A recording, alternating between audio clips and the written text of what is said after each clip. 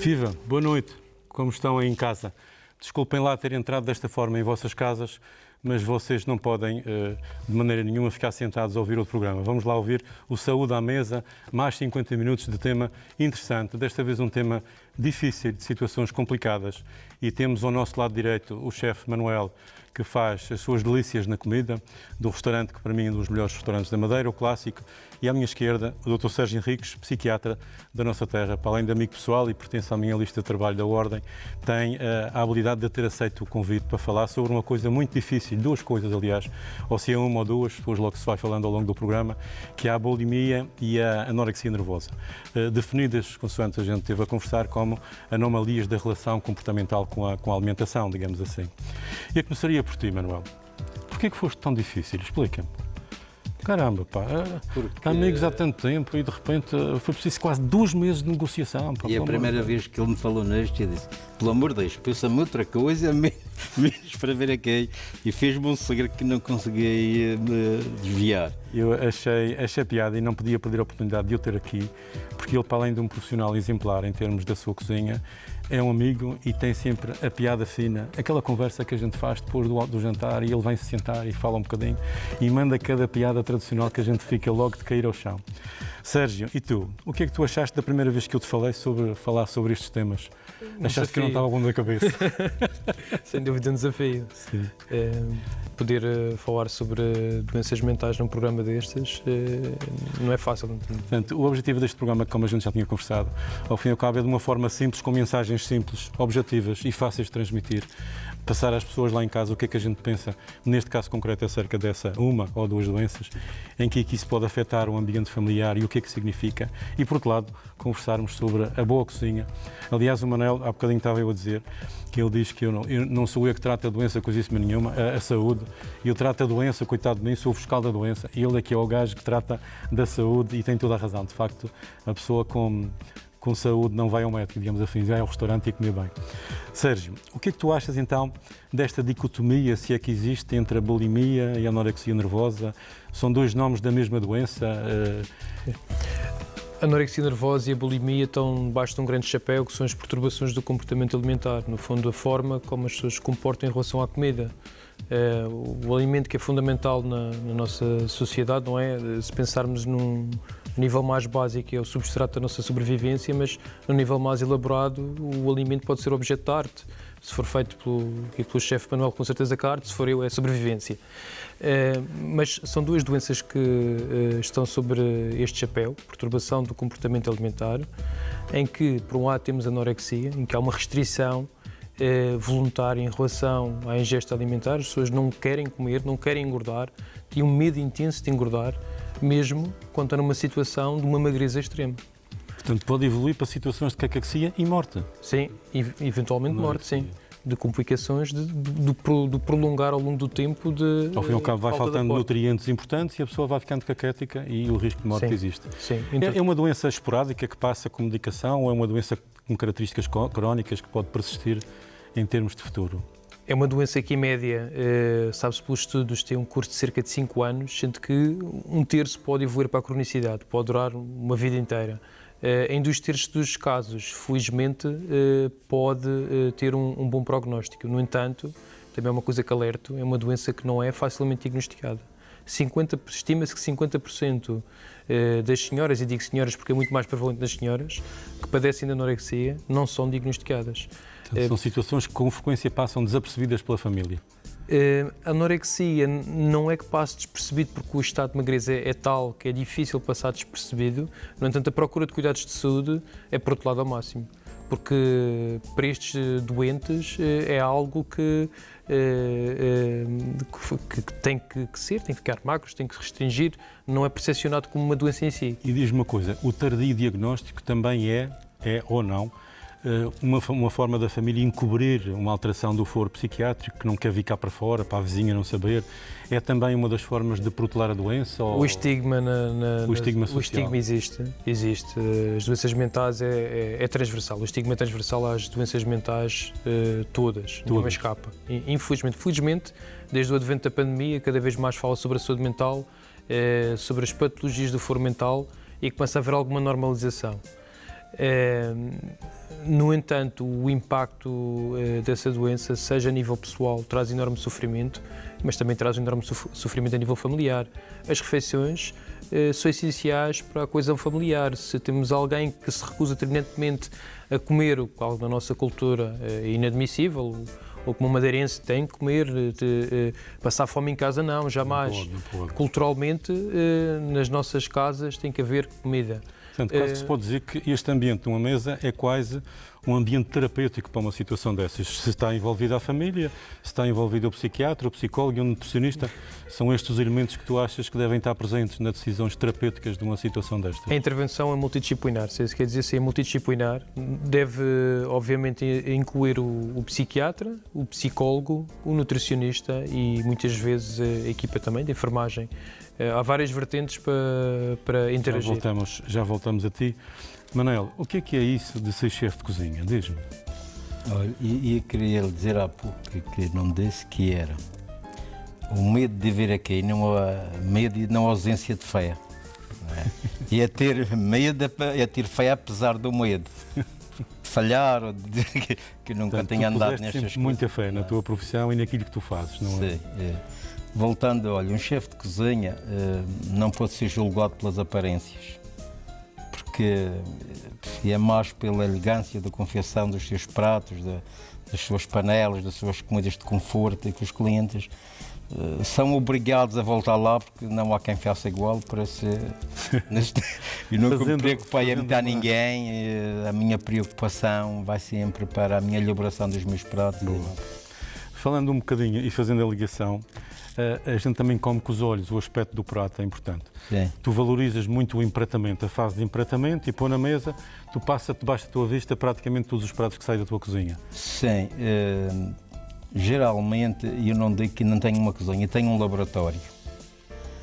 Porque estar tantos anos e manter um padrão de qualidade alta, eu nunca lutei para descer de divisão, para não descer de divisão, eu lutei sempre para andar lá em cima nos primeiros, que esse foi sempre o meu objetivo. Talvez por isso não quiseste ter mais restaurantes ou aumentar aquele, mas o que tens, manter sempre a mesma qualidade. Sim, porque repare, eu tenho a consciência que a vida é uma passagem.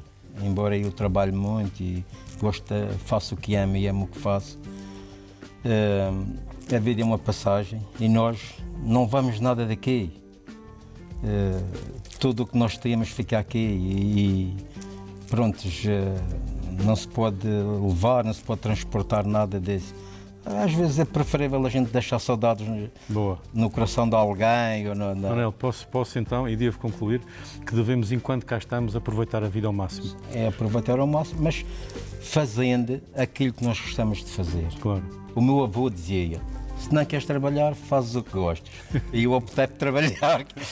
Também não sei fazer muitas coisas se não trabalhar. Tentando relacionar um bocadinho o aspecto da comida com aspectos de prazenteiros a nível da mesa, há alguma relação do tipo de comida que se põe à frente dessas pessoas, anoréticas, por exemplo? Há alguma, digamos, recomendação do aspecto de ser sempre bem confeccionado, com muita cor, para que a pessoa seja cativada ou não? Não tem nada a ver uma coisa com a outra, que é igual ter um prato de sopa mal amanhado do que um prato bem feito, digamos assim. Não, na anorexia pode haver uma exclusão de determinados alimentos que a pessoa associa como alimentos mais calóricos. São pessoas muito perfeccionistas, sem traços de perfeccionismo, gostam de confeccionar, não gostam de comer, mas gostam de confeccionar para os outros. Engraçado. E depois poderá existir muitos rituais na forma como abordam a comida. Assim, alguns exemplos práticos de não colocar carboidratos, por exemplo, numa sopa, não pode haver batata ou arroz que não come, ou tem que ter X quantidade de verduras. São pessoas que têm uma atenção muito especial ao grau de nutrição da comida que comem. Tem. Proteínas, chegam ao ponto de inclusivamente contar calorias, a diferença entre as calorias de uma marca de pastilha elástica para outra marca de pastilha elástica. São muito perfeccionistas no que fazem e normalmente são os cozinheiros. Exatamente, que diabo eu considero-me saber cozinhar, mas eu não tenho nada desses comportamentos. Aliás, sou bem cheinho, tudo certo. Em relação à relação com a família, é de facto um relacionamento tenso ou normalmente é tenso. Portanto, é tenso. Porque isso implica também alguma redução das capacidades intelectuais, de procura de um primeiro emprego, essas coisas todas também. Está subjacente a isso, ou não? A hora da refeição é uma hora sagrada para a família. E haver uma doença que coloca em prejuízo essa hora vai ter prejuízo na relação familiar. E também há outro aspecto, qualquer doença, independentemente de que doença seja, se for uma doença grave, é uma carga sobre a família, claro. não é? A família preocupa-se. Tu disseste há bocadinho que toda a família que tem um quadro de doença psiquiátrica pode haver a possibilidade de ser um fundo de transmissão para os progenitores terem também, desde a simples depressão a coisas mais complexas quanto isto. Bem, quando existe doença mental grave num familiar, sabemos que existe alguma probabilidade acrescida das gerações vindouras. Mas isto também é válido para outras doenças sem ser patologia mental. E quando falamos de fatores associados, há outros fatores também é importante falar de eventos adversos na infância, ser vítima de violência, seja violência sexual ou outros tipos de violência, com violência física. O clássico bullying nas escolas, que tanta vez se vê, é um dos aspectos que pode potenciar tanto a bulimia como a anorexia, nas situações persecutórias em relação a isso. Sim. Sim. Estes fatores são fatores que estão associados, mas não são necessariamente fatores que vão determinar obrigatoriamente a pessoa vir a ter a doença. Na realidade, não sabemos exatamente qual é a causa da doença. Muito bem. Nós temos carradas de coisas mais para falar, mas neste momento vamos pôr o Manel a trabalhar. Porque eu contratei o Manel, vamos até ali à nossa cozinha, então, confeccionar qualquer coisa.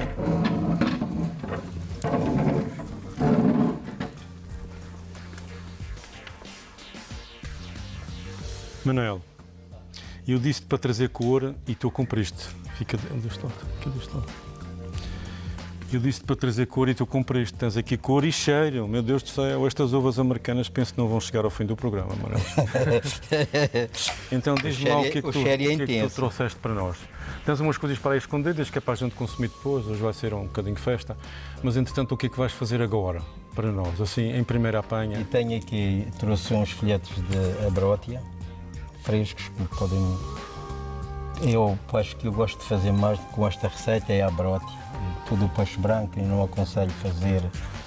É um peixe que se aguenta, é pelo colagênio dele, pela destilhação do que ele larga.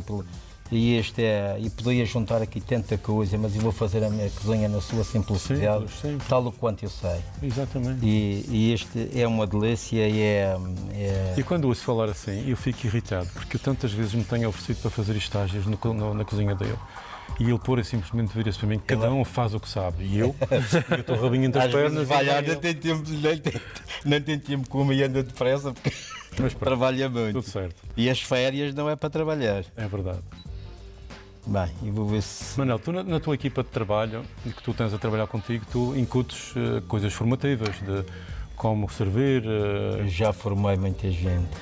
E é uma preocupação tua? Ao longo da minha carreira, e é uma coisa que ninguém me tira, que é a minha história na cozinha. Eu já dei muito, a cozinha já me deu muito, mas eu já dei muito à cozinha. Eu soube-te, a primeira vez que eu soube-te foi no Tropical. Mas tu antes tinhas estado já no Vilha Ramos, sim, depois passaste para o Lido. Em 1972. Depois passaste para o Lido onde tinhas aquele rago de gosto com frango espetacular. Eu comecei em 1972, aos 17 anos, ia fazer 16, ia fazer 17, depois dos 17, e nunca mais larguei a cozinha. E voltavas a fazer a opção cozinha, neste momento? Ou seja, sentes que tens prazer e essas coisas todas? Eu já cozinho com muito prazer. Sim, basta tu ouvir falar de comida, pá, já é o suficiente. Não, é assim, se há um amor mais sincero que a gente pode ter à cozinha, que nunca engana, e a gente, quando a gente está um cliente, um amigo, a gente sente aquele prazer de o servir, que ele vai saber desfrutar, e penso muito na saúde deles. Penso em produtos de qualidade. A cozinhar e pensas ter sempre produtos de qualidade. Produtos de qualidade. Frescos, fundamentalmente. Desde os vegetais ao peixe. Tenho o meu filho que trabalha comigo e disse ao meu filho, com a minha experiência, eu disse-lhe, é bom a gente ter clientes, mas é muito melhor a gente ter bons produtos para vender aos nossos clientes. Que é isso que nos dá segurança, não temos medo, não temos nada, nós enfrentamos, seja lá quem for, e ninguém nos deita abaixo. nós tu damos tens- o nosso melhor. Tens as tuas ligações lá na Lota, tanto quanto eu sei. Pá. Sim, é Não assim. podes ir lá, mas é como se tivesses. Tens Sim, pessoas a eu- ensinar eu- coisas para ti. Eles já sabem que o Manuel Lambrenque eu sou muito exigente. E é um princípio, primeiro que eu e a seguir com os outros. Se eu admitir que eles me passem a perna, eu vou ter que passar a perna a alguém. E para isso não acontecer, meu amigo. Corta-se aí. Manel, Isto é- eu queria que tu saísses daqui. É evidente que nem eu sei estas coisas de bulimia e eu estou a aprender tanto aqui com o Sérgio. Mas queria que tu, pelo menos no teu restaurante, quando visses alguém muito magro, digamos assim, com alguns comportamentos até um bocadinho fora do comum, pensasses numa destas doenças. Ou a situação da anorexia, ou então, no caso de pessoas muito gordinhas, pensar na hipótese de bulimia. Não quer dizer que seja a 100%, mas não achas que seja. Portanto, o Essa- biotipo pode essa- dar uma ideia, digamos É assim. assim. Hoje há pessoas que se alimentem muito mal. E vão ter que pagar por isso, que ninguém sai daqui sem pagar. Claro, em É termos verdade. de saúde futura, é verdade. Ninguém sai daqui sem pagar. E aqueles, eu às vezes costumo dizer aos clientes, Olha, eu ainda não paguei. aqueles que cedo se preocuparem com a sua alimentação vão gozar a saúde. E eu, graças a Deus, tenho 66, vou fazer 67, e diz, olha pá, está aqui estas pastilhas, tens que obrigatório tomar este. Sério. Que eu cedo me preocupei. Cedo me preocupei. Há um médico que, quando chegava a vez que eu frequentava uma casa em que ele lá a ajudar e frequentava uma casa, e ele dizia, Manuel, o meu bife é assim pequenininho. E eu olhava para ele, jovem, gostava de um bom bife, e fiz a primeira vez, fiz a segunda, fiz a terceira, mas à quarta vez disse, doutor, está doente, não pode comer um bife a modo, não sei o quê. E ele então teve-me a explicar, e eu aprendi. E o bife tem que ser pequeno, para todos. Percebe? Porque é assim, o que se come hoje a mais, amanhã vamos pagar. Sim, isso é verdade. E uma pessoa que, eu comi bem, não quer dizer que se fosse alimentado bem. Porquê? Os efeitos secundários, tive uma comida gostosa, uma comida saborosa, e a seguir, quando aquilo começa aqui a fervilhar, e a gente começa a ficar É verdade. relaxados. Manel, tu estás a tocar no ponto do programa, deste tipo de programa, que é, de certa maneira, procurarmos um equilíbrio na nossa alimentação, evitarmos excessos, evitar temperos em excesso, Sim, termos a noção de que a comida saborosa não é obrigatoriamente comida salgada e vice-versa.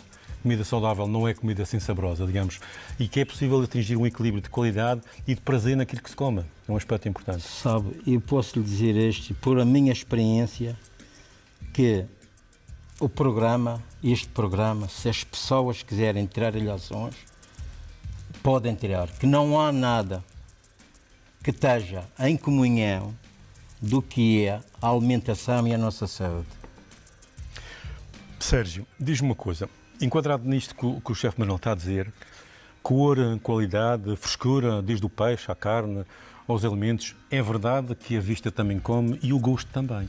Ou seja, se nós tivermos um prato à frente que seja gostoso, que a gente queira comer e que ao provar o prato nos dê gozo, tudo está muito mais equilibrado, desde a secreção hormonal cá para cima, ao nosso bem-estar, ao bem-estar gástrico e ao bem-estar até psicológico. Quer dizer, uma pessoa que não está muito bem, de repente serve uma refeição porreira, é possível que isso contribua para o bem-estar da pessoa, em termos globais, físicos e psicológicos. Sem digamos dúvida, a assim. alimentação não é só fundamental para a parte física, como Claro. o chefe Manuel está a dizer, também para a parte psicológica essencial, para a nossa mente é essencial estarmos bem nutridos, termos um equilíbrio alimentar. Aliás, o corpo não anda separado da mente. Pois não, anda sempre junto. Manuel, diz-me o que é que estás a fazer aí, que é para a gente ver se percebe. Comer é garantido que a gente vai comer, agora quero é saber o que é que se E passa. bem, vão comer e bem. Portanto, Portanto, em cima cebolinha e azeite, não é é? a cebola, E só alho? tem a cebola Não. aqui dentro, Cebola e tem azeite. aqui o óleo para deitar, mas eu vou deixar depois deitar o peixe e vou deitar o azeite Um bocadinho de aqui azeite. dentro. Convém que seja sempre um bom azeite de qualidade, que é essencial. Como é que distingue o azeite de qualidade do que não é de qualidade? É verdade. Como se distingue é, vou baixar isto, Temos de ter alguns apontamentos. a gente temos, é assim, tudo o que é azeite extra virgem é um bom azeite. Extra. Extra virgem, percebe? Porque há azeites, são metade de óleos e metade de azeite, há uns que é só alguma de azeitonas e aquelas coisinhas mais. Um bom azeite, um bom tempero, uma boa acidez, que é para Quanto mais ácido, melhor. Isto é para eu ver se o Manel me aceita a trabalhar, a fazer menos os uma boa pescados. acidez menos ácido. Menos ácido. Exatamente. Nós temos 20 minutos para confeccionar isto e pôr ali o pratinho para a gente comer. Portanto, o extra virgem, sempre. Não Esta é? vez, eu gosto de Pouca azeite. acidez. E azeites requentados, nunca. Não. Utilizado uma vez, deita fora. É. Pode dar Sim, chapéu. não. Sim. Não. Eu já vou dar o seguimento aqui. Tens o teu filho na tua cozinha, tu quando vais de férias ou vens um fim de semana, hoje que vieste aqui, estás descansado que ele está lá e faz tudo como tu fizeste, ou não? Sim, ele já está comigo já há muitos anos. E por isso Já é obrigatório saber alguma coisa, não é? tem que saber. E há a pessoa que mais tento corrigir para amanhã ter uma pessoa à minha imagem. Porque ele é que vai ser o futuro daquele, que ninguém está aqui para sempre. Manel, eu não te vou distrair agora, vou falar aqui um bocadinho vai como à tu vontade, disseste, que eu vou- a sentir estes cheiros todos. Opa, é muito frequente a gente às vezes relacionar as situações de anorexia particularmente com as exigências da malta nova, dos adolescentes, para eventualmente objetivos de serem modelos ou coisa que se pareça. Pode haver situações normais de uma miúda que queira lutar por si e ser candidata àquilo e evitar a alimentação não sendo num contexto anorético. Há formas de destrinçar uma situação patológica ou não? É uma pergunta muito pertinente. Está muito colada a ideia de que a anorexia é uma doença moderna dos tempos de hoje, da imagem ideal, do padrão de beleza ideal atual, mas não, é uma doença que já existia numa altura, estamos a falar de século XVII, XVIII, XIX, já havia relatos de casos, numa altura que o ideal de beleza era diferente do atual. E também sabemos que em sítios em que o padrão de beleza é diferente, por exemplo no Curaçao, que há um padrão de beleza em que as mulheres são mais rechonchudas e os homens mais gordinhos, a prevalência da anorexia é exatamente a mesma que nos países ocidentais, ditos com este padrão de beleza. E é nitidamente mais frequente nas mulheres. É mais frequente nas mulheres, 10 para 1. E é Seja nitidamente anorexia, seja mais bulimia. diagnosticado nos países desenvolvidos. Mais dos Apesar disso poder países ter um viés, nos não desenvolvidos podem estar despertos para isso. Tem outras coisas mais importantes, desde a fome a outras coisas. Não é? Sim, a verdade é que os Mas, via de estudos são regra- feitos mais nos países desenvolvidos do que nos países em desenvolvimento, mas isso é... E em termos de capacidade cognitiva e desenvolvimento, uma pessoa que tem uma anorexia ou uma bulimia tem as mesmas capacidades, tem o mesmo caminho para andar do que uma pessoa que não tem nada disso. Aproveito aqui para distinguir as duas doenças e há há pontos em comum e há pontos que as diferem. Enquanto na anorexia estamos a falar de alguém que está sempre a restringir e que passa grande parte do tempo em restrição alimentar e que por isso tem dificuldade em se concentrar, dificuldade em fazer, por exemplo, uma refeição elaborada como esta. Uma pessoa com bulimia é exatamente o oposto. É uma compulsão alimentar num curto espaço de tempo em que não há controle, há uma grande culpabilidade e normalmente o peso é normal. O peso é São normal quase na maior parte das comportamentos vezes. obsessivo-compulsivos, digamos assim. Ou não? Há uma compulsão para determinados alimentos, até normalmente alimentos que evitam, mas que ocorre num curto espaço de tempo e há uma sensação de perda de controle, realmente, com uma grande culpabilidade associada. Mas não há aí realmente o baixo peso e os efeitos do baixo peso. Há efeitos sim do que depois acontece após a compulsão alimentar, que é o tentar vomitar, o tentar restringir a alimentação. Isto Temos 15 minutos. 15 minutos. Isto quase sem água. Sem stress. Porque o peixe É quase vai- um vapor só, não é? faz sem. Eu tenho uma coisinha de água só por causa da cebola de poder também dilatar e não caminhar. Aliás, a cebola encontra-se sempre há água Sim, na sim. panela. Quando se mete Sim, cebola, sim. acaba por sobrar água. E agora, Ainda deixar enquadrado um isto- bocadinho da pergunta que te fiz. deixar isto. Hoje em dia, cada um de nós gosta, os pais gostam de ver os filhos se realizar em termos profissionais. Pá, e, portanto, existe de facto algum handicap no miúdo ou miúda, já vimos que é mais prevalente nas mulheres, Sim. cerca de quantos por cento? 10 vezes De 10 mais? para 1. 10 para 1. E não acha justificativo em termos científicos, localização no cromossoma? Não há. Infelizmente não há Constata-se. constatação nada inequívoco que nos possa dizer porquê. Mas a pergunta pretendida era se de facto esta gente acaba por ter uma dificuldade de integração no mercado do trabalho, ou seja, na procura do trabalho, para já vão ser menos, menos intuitivos na procura do trabalho e, por sua vez, a entidade patronal vai fazer um bocado de restrição a pessoas que tenham, de uma forma geral, patologia do foro psiquiátrico, mas esta, concretamente, é motivo de menos procura, digamos assim. Eu acho que podemos generalizar ao dizer que uma doença mental grave é sempre um impeditivo de conseguir se ingrar no mundo do trabalho. No mundo do trabalho. Não é um prejuízo grande, uma pessoa que tem uma doença grave dificilmente consegue se ingrar. E também tem uma doença física e cuja integração na sociedade e no mercado do trabalho também está comprometida. Poderá estar comprometida, sim. Disseste há bocado que é uma doença crónica, já vimos isso, não é uma coisa que... Alguns casos tendem para a cronicidade, um terço. 30%? Sim, cerca de 30%. Mas de qualquer maneira não é uma coisa tipo dor de cabeça que a gente faz a aspirina e depois passa. Portanto, é uma coisa que pode persistir. Pode. E de certa forma, o tratamento, também já conversamos um bocadinho sobre isso, é sempre multidisciplinar e englobante, ou seja, a célula familiar tem que estar consciente do que está a passar, tem que estar consciente da sua importância no tratamento destas situações. Eu acho que 2 pontos fundamentais tem que haver confiança no médico, um bom grau de empatia, porque a pessoa vai ter que fazer precisamente ao contrário daquilo que acredita, não é? Se acredita que tem que restringir, não é? E o médico está a dizer, não, mas tens que ganhar peso em ordem de poder tratar, é difícil, tem que haver realmente uma grande confiança. Estamos a ver pessoas... Isso funciona de forma automática, quer dizer... A pessoa está a fazer aquele ato, é uma atitude, é uma alteração psiquiátrica de mesmo. Portanto, a pessoa é um medo intenso mesmo, é um medo intenso de engordar. Só para dizer não, é porque tem de facto a convicção de que aquilo é o melhor para ela naquele momento. Sim. É uma situação dramática, de facto, dramática. E estava a ver agora aqui esta refeição e recordei-me que o significado de bulimia é fome de boi. Estava a olhar para esta assim. Fome de boi. Fome de boi. Bem, isto realmente... O Manel veio equipado aí. Bem... Manel, e posso gostar uma coisinha disto? Pode. Oh, caraças, está com tão bom aspecto. Isto é branco ou amarela? Isso é uma inglesa nova. E peço aos agricultores que cultivem esta batata que gasto disto todo o ano. E às vezes... cultivem uma que é menos boa e o tempo de cultivar é igual, procurem... Tu já estás a perceber porque é que eu quero ir para a tua cozinha, não é para te ajudar, Manuel, é para comer umas coisas. Estamos a brincar, ok. Em termos terapêuticos, Sérgio, há alguma novidade em termos científicos nos últimos tempos que possa dizer, ok, estamos a pensar num medicamento que tem determinado tipo de ação nos mediadores a nível cerebral e que pode trazer alguma vantagem, alguma coisa nesse contexto ou não? Infelizmente não. Vamos comendo uma batatinha enquanto se pode, enquanto não se tem nem... Infelizmente é essencial a confiança para poder iniciar a ingesta, a pessoa poder comer, poder ganhar peso para conseguir, para a medicação poder fazer efeito, por assim dizer.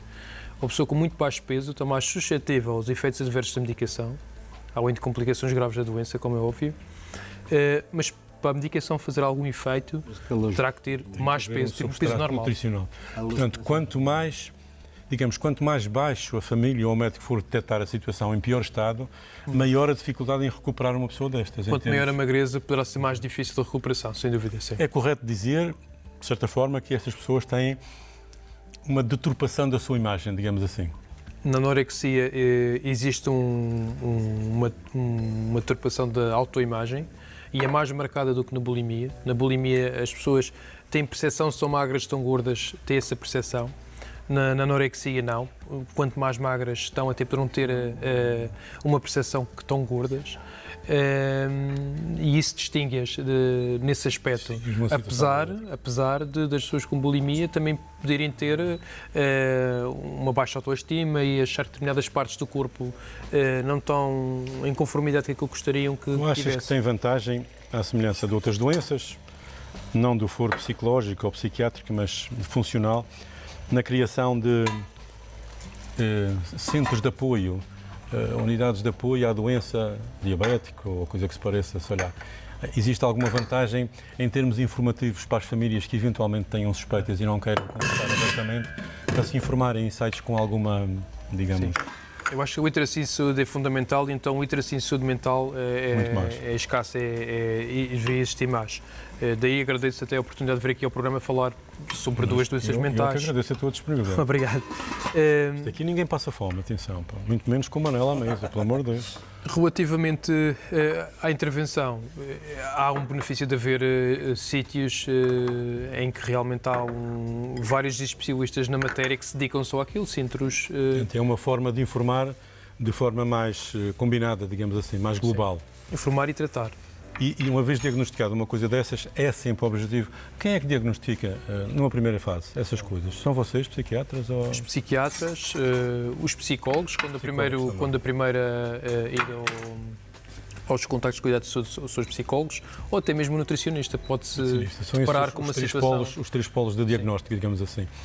E tu estás satisfeito quando diagnosticas uma coisa destas, já conversaste com a família, integraste a família no teu conceito do que deve ser o grupo terapêutico e arranjaste 3 ou 4 colegas para te aconchegar nesse aspecto. Portanto, isso significa aquilo que é o ideal, digamos assim, É complicado que a gente saiba, então na nossa profissão muito mais, partilhar conhecimentos significa dizer que eu não sei tudo. E é sempre muito difícil, às vezes, o médico reconhecer isso. E de modo que conseguirmos chegar a um equilíbrio de um grupo de trabalho, todos convergentes para o bem-estar de um doente, que é complicado, tu sentes-te realizado quando chegaste a esse ponto, digamos assim. Sim. Trabalhar com pessoas de outras áreas, cada qual competente na sua área, é fundamental e é um trabalho mais apoiado, sem dúvida. Não, para que é que tu és invejoso? Quer dizer, eu estava a comer um bocadinho, que já estás a escrever. Até mais, está bem. Esta batata, eu adoro batata assada. E ainda este fim de semana fiz batata. É a melhor batata. É espetacular. Porque ela assada, ela guarda mais o sabor. Tu envolves com papel de alumínio ou não? Não. Pões lá o desbarato e aquilo vai... Leva sal. Costuma provar antes de servir? Ou... Sim. A batata não. Isso é uma coisa que eu gosto de fazer, pergunto sempre ao cozinheiro, é verdade. A batata Costumas não. provar a comida em termos de sal, de gosto, essas coisas? Fazer comida de panelas não é para qualquer um. É verdade. Sim, senhor, chefe. Fritar um beijo, fazer um filete. Com certeza, sim, senhor. Mas muito obrigado. De panelas é. Portanto, a técnica de comida de panela é diferente. Isto é mais ou menos uma orquestra que bate com tem que estar afinhada e acabou. E acabou, não há mais volta a dar. Eu ainda este fim de semana fiz na casa da minha mulher, fizemos lá uma carne de panela com batata à moda de São Vicente. Foi para 20 pessoas e no fim só restou uma batata. Quer dizer que eu, apesar de tu não me dares a sua formação, se faltasse a luz, apesar de não me dares a sua formação, eu tenho conseguido safar no mercado da restauração familiar. Vê lá, o sofrimento que eu tenho. Se tu tiveres que optar entre um prato de carne e um prato de peixe em tua casa, o que é que tu mais fazes? É sempre pelo peixe. Sempre pelo peixe. Sempre pelo peixe, é mais saudável, a minha comida é mais saudável. Ei, caralho. Este cheirinho que vai aqui. Temos 5 minutos para começar a comer, já viste, não é? Sim. Esta malta é terrível, pá. Pois se a gente não cumpre, eles ficam chateados, pá. É uma coisa terrível. Eles são muito exigentes, não é? A atividade física. Sabe porquê? Que eles não cozinham, nem sabem quando... Poderá ser uma das formas de restrição. Não é? De restrição. Portanto, não é de maneira nenhuma uma coisa a aconselhar, digamos assim. Alguém que tem muito baixo peso, fazer atividade física, tenta despender a energia fazendo atividade física excessiva. Vai aumentar as demandas em termos metabólicos e ainda pode agravar a situação. Nesse contexto, não é bom. Na maior parte das vezes, essas adolescentes, digamos assim, que é o grupo mais complicado em termos... Principalmente mulheres jovens. Mulheres jovens. Têm uma integração no mundo à sua volta, ou seja, criam a normal amizade com um grupo de amigos, têm amigos preferenciais, ou gostam de partilhar com os amigos a sua situação, ou não? Isolam-se. Voltamos outra vez à questão de uma doença grave, o impacto que tem, não é só em termos de trabalho, mas também em termos da relação com os outros. Claro. Uma pessoa que está em grande sofrimento consigo própria e por força da doença, obviamente vai ter interferência na relação com os outros, porque não vai querer sair, muitas vezes isola-se, muitas vezes está associado também a sintomatologia depressiva, quer a anorexia, quer a bulimia, e isso tem obviamente repercussão na forma como lidam com os outros, como estabelecem relações. Portanto, pode ser também um indício para os pais, para a envolvência familiar. Sim. O isolamento social. Ver que há uma miúda normal até há 2 ou 3 meses, começou a perder peso de forma dramática. Sim. E de repente se isola em casa, no seu quarto, com os headphones. Sim. Pode ser um indício de que qualquer coisa vai mal nesse aspecto. São sinais de alerta. E qual é a atitude a ter de um agregado familiar que constata isso? Às vezes em situações que o adolescente nem quer ir a lado nenhum. Quer dizer, tu sugeres para ir ao médico e ele fica embirrado, irritado. Sim, pois... Impera o bom senso, encaminhar os cuidados de saúde sempre. Se há dúvida, encaminhar os cuidados de saúde e pode ser difícil, mas não há outra forma. Nós temos na medicina, tal e qual como o chefe de cozinha tem na sua atividade, que é diagnosticar aquilo que é preciso, fazer uma mistura equilibrada e daí resultando um prato equilibrado. Nós na medicina temos também Eu costumo dizer que nós somos quase medicina como a polícia a cozinha judiciária. mata. A polícia judiciária. Investigamos, olhamos para uma pessoa, já tiramos tantas ilhações, tocamos e ainda mais ilhações tiramos, e vocês só, às vezes, na perspectiva e no semblante da pessoa, acabam por concluir coisas que a gente às vezes não consegue. Portanto, o que é que tu tiras na relação médico-doente com essa malta? Tem que ser uma relação de proximidade? Já sabes que vai ser uma relação antagónica? Ou vais à procura do que der? Quer dizer, ao fim e ao cabo, basta adaptar às circunstâncias. Nós sabemos que a relação entre o médico e o doente é essencial, mas eu julgo que isso também, uma vez mais, é transversal a quase todas as áreas. Obviamente, ter uma boa relação de empatia é garantido que mais facilmente o doente vai aderir às consultas, vai confiar no médico, confiar no tratamento proposto, que nem sempre é um tratamento fácil. Claro. Não é? E tal como a cozinha, a medicina é uma arte, não só na arte de tratar, mas também de se relacionar. No caso de uma anorética grave, quando é que tu achas, ou quando é que tu sentes que sentiste o ponto de retorno? Quando é que achas que conseguiste cativar o doente para o teu lado, convencê-lo do que ele tem? Quando há ganho ponderal, na maior parte das vezes. Mas na empatia que tens com o doente também diz-te alguma coisa. O olhar nos olhos, o saber o que é que vai na cabeça, portanto... Se não houver aumento de peso, não há técnica, resposta. não há resposta. Tem que haver aumento de peso. Aumento de peso é fundamental para uma evolução positiva na anorexia. O sucesso terapêutico é esse, nós vemos que a pessoa progressivamente está a ganhar peso. Uma pessoa que está num peso que coloca em risco a própria vida e depois começa a ganhar peso, isso é um sinal inequívoco que as coisas estão a correr bem. Manuel, já estamos a empratar? Já estamos, está quase pronto. Estás a fazer um rodriguinho com os tomates, mas muito bem. Quer dizer, quando eu vou lá queria que tu tivesses esses cuidados, mas tu é sempre a lagardear, quer dizer, não é justo. Que vou lá há tanto tempo, caramba. Manuel, vou apresentar uma reclamação. Tanto ano nunca ninguém me apresentou, mas pronto. Então pronto, pode ser, uma vez pode ser a primeira.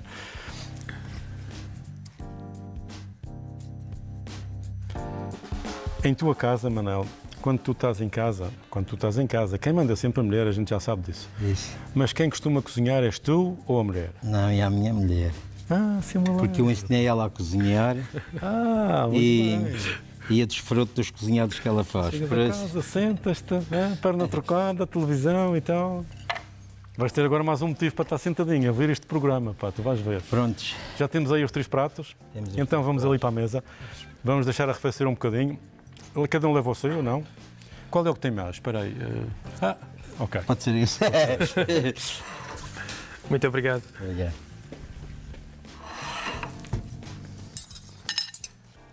Manel, antes de mais perguntar-te, e espero que digas que sim, porque senão eu vou ter um problema com a administração da RTP, é que se achas que esta cozinha tem condições para um programa desses. Obviamente que sim. Obrigado, Manel. Obrigado, sim senhor. Epá, isto só o cheiro, aquela coisa de fazer assim para chamar o cheiro para o nariz, tem algum A sentido? gente conhece. Mas Às vezes tu chego a casa e digo a minha mulher, olha, cozeste. Ela disse, como é que tu sabes? Sabes cheirante. Sabes cheirar, É muita experiência, muita... Quer dizer, isto é tudo menos la cuisine francesa, portanto isto é Não, a minha cozinha é assim. a cozinha que se vê e o resto é conversa. É sim, que senhor. saboreia. E que saboreia. Isto Dá-me não sei bem, gosto, tu fizeste bem no jantar. Vim com fome. Eu vou dizer logo, eu estou a Gil que só aceitava vir cá, só para vir com fome. Muito bem. Olha, fazendo um bocadinho a resenha disto, temos mais 7 ou 8 minutos para conversar um bocadinho e depois nos dedicarmos a isto. Depois disto, depois desta conversa, depois destas perguntas tão esclarecedoras da tua parte e da tua também, cada um na sua versão, o que é que tu sentes? Que transmitiste alguma mensagem à população? Que sentiste útil na tua forma de estar, naquilo que é a tua vida em termos profissionais e que todos os dias tu ofereces aos outros e conseguiste transmitir um bocadinho agora para quem está no lado de lá em sua casa a passar um bocadinho de tempo connosco? Eu penso que sim, porque dentro dos meus conhecimentos que eu tenho na cozinha e aquilo que eu faço, com as pessoas elogiem a minha comida, só se não quiserem. Portanto, são momentos como este que te fazem sentir realizado. Prazer naquilo que fazes, prazer que ajudaste alguém do outro lado, que deste alguma informação, digamos assim. E amo o que faço, percebe? Muito bem. E minha cozinha penso que evoca boas lembranças às pessoas que por ali passam. Eu ainda dei-as uma senhora estrangeira que tinha estado lá há 5 anos e que ela fez questão de me agradecer porque tinha estado ali, que a comida estava igual e que estava... Portanto, isso é das coisas que eu costumo. Para mim, a marca de um bom restaurante é eu ir há não sei quantos anos comer um prato definido, no teu caso seria o arroz de polvo, ou um daqueles arroz que tu fazes espetacular, e que eu fui há 10 anos lá, e que vou agora, parecia rigorosamente a mesma coisa. E fecho os olhos e penso que tenho menos de 10 anos. Mas isto é psicológico, isso é psicológico. É sempre a gente a tentar fazer as coisas ficar mais novo.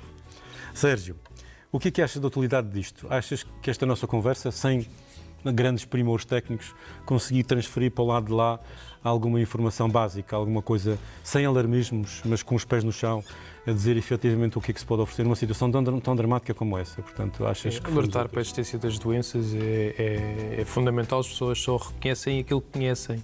Claro. Ouvir falar é essencial, é o primeiro passo. E também passou também o amor pela cozinha e do chefe Manuel, que realmente transparece no prato. É sabido, e essa é uma das lutas também deste programa, que prevenir a doença é muitíssimo mais barato do que tratar a doença. Sem dúvida. Neste caso, nestes dois quadros que a gente falamos hoje, há alguma coisa que possa ser feita para prevenir a doença? Para prevenir. A literacia em saúde é sempre o primeiro passo para a prevenção de qualquer patologia. Saber que algo existe, estar informado acerca de algo é o primeiro passo. O que é que tu aconselhas numa família que teve a perspicácia, pai e mãe, ou os dois, de detectar num filho ou numa filha determinado tipo de estigmas que são preocupantes e por alguma resistência, ou adolescente que não quer ir a médico porque eu estou bem, essas coisas todas, e que te procuram para se aconselhar, tu vês com olhos positivos isso? Ou seja, qual vai ser a tua intervenção aí? Quer dizer, vais querer ver o doente, obviamente, mas podes ter uma conversa quase muito esclarecedora em relação à conversa com os pais. Sim, mas essencialmente sensibilizar para o papel dos pais enquanto família. No equilíbrio. No sentido em que, enquanto pais, o objetivo é apoiar e encaminhar para os cuidados de saúde, não é? Não vão ter o papel de médico, nem vão ter outro papel acessório. Enquanto pais, convencer os filhos que a ação deles é no melhor interesse deles e para essa preocupação genuína querem que sejam vistos só por um médico ou por outro profissional de saúde. Só assim é que pode ser eficaz a tua ajuda. Julgo que só, lá está, a questão da confiança é sempre essencial. Acredito que se houver uma boa relação entre os filhos e os pais, não há por que não confiar na escola, que é um ambiente a ferro e fogo, aquilo é quase uma guerra. As incompatibilidades dos miúdos e às vezes terrível, a adolescência. Persecutórios. É terrível. Portanto, pode haver, digamos, potenciação de quadros de bulimia ou de anorexia ou vice-versa. E a um outro nível, também temos os professores, que muitas vezes não estão despertos para isso, ou estão, não sei, qual é o grau de formação que as pessoas têm em relação a isso, mas faça uma situação destas, qual deve ser a postura do agregado familiar? Seria eu, por exemplo. Acabei de saber que tenho uma filha com uma anorexia nervosa em casa. O que é que eu devo fazer em relação ao professor? Informá-lo? Tentar enquadrá-lo nas necessidades da doente? Ou, por outro lado, não? Isto não tem nada a ver uma coisa com a outra, vamos continuar como está tudo? Não sei, é uma resposta difícil de dar também, não é? Portanto... Julgo que cada caso é um caso. Se há uma repercussão em termos de rendimento escolar, se calhar falar com o professor pode ser pertinente. Se não há essa repercussão... não há repercussão, se calhar não fazer nada, não é? Se calhar o caminho poderá passar por outro caminho, não necessariamente falar na escola. E também admito que, em termos de adolescentes e crianças, não é a minha área de intervenção. O psiquiatra trata pessoas adultas, acima dos 18 anos, claro. E embora algumas doenças destas comecem antes, começam realmente na pré-adolescência e adolescência, aí já será o foro de atuação dos meus colegas da pedopsiquiatria. É importante distinguir isto, não as pessoas de repente achar que o psiquiatra trata tudo, o que são jovens com bulimia e anorexia, não, a partir dos 18 anos, pessoas adultas. Há esta associação entre realmente uma infância adversa, de ter passado por situações difíceis. Realmente esta associação não significa que todas as pessoas que passem por situações difíceis, seja de violência física ou outro tipo de violência, que vão culminar numa bulimia ou numa anorexia. Sabemos que existe esta associação, somente. No entanto, julgo que aqui, para os pais que estejam preocupados com os filhos, o mais importante é sensibilizar os filhos para o papel dos profissionais de saúde e encaminhá-los e convencê-los que é sempre no melhor interesse. Em relação aos filhos, também acreditar que ir a um profissional de saúde não é propriamente algo mau, até pode ser algo no sentido de prevenção, por exemplo. A capacidade de aquisição de conhecimentos a todos os níveis pode estar comprometida, como disseste há bocado, devido à falta de nutrientes, que podem ir até no limite à quequexia e até à morte. Existe nesse percurso alguma vez necessidade de um ensino especial ou não? Ou isso seria metê-los num gueto ainda mais profundo e não ajudar, digamos assim? E julgo que é muito importante uma pessoa que está a passar por uma situação de doença, primeiro legendar e explicar o que é que está a passar. Para quem sofre de algo, perceber que não é a única pessoa, ou seja, que há mais pessoas que têm a mesma condição, que enfrentam as mesmas dificuldades e que isso realmente é algo que é uma doença e que é tratável e que pode-se fazer um percurso num sentido de tratar. E julgo que pode ser... Temos que aconchegá-lo na turma o mais universalmente possível. E julgo que é importante e julgo que é muito confortante. Uma pessoa passar por algo como uma doença que pode ser percepcionada de uma forma muito solitária, com grande sofrimento, e de repente alguém que diz calma, não és o único, não és a única, isso tem um nome, há intervenção que se pode fazer, há solução. Eu acho que é muito importante. É um aspecto importante.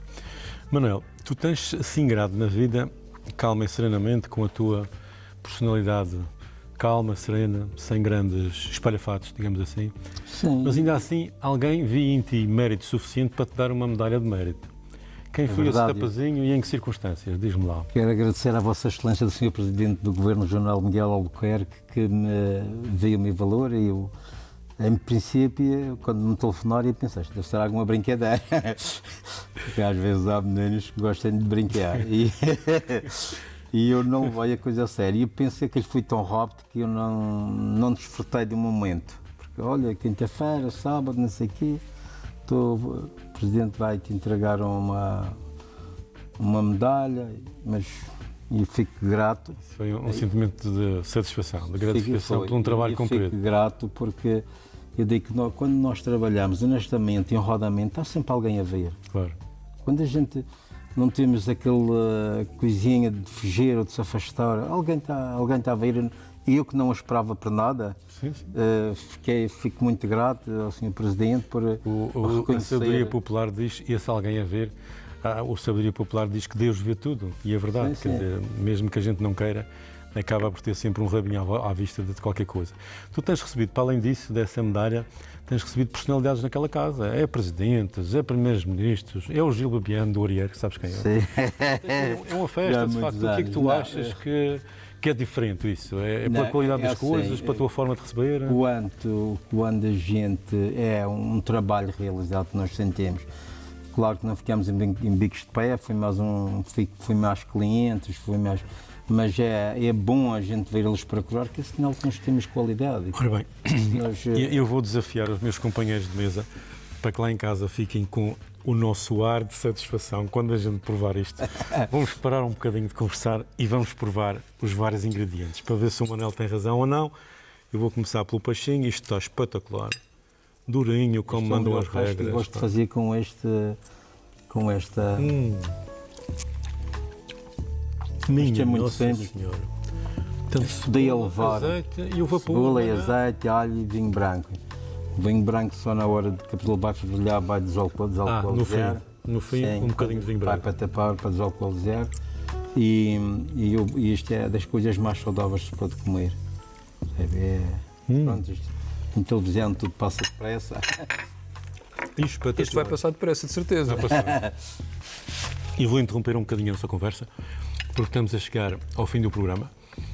E queria, antes de mais, agradecer a ambos, Sérgio, a tua disponibilidade, o teu profissionalismo e a tua forma calma e serena de informar. Foi muito gratificante para mim. E para ti, Manuel, o teu profissionalismo, a tua simplicidade também foi algo que ressaltou.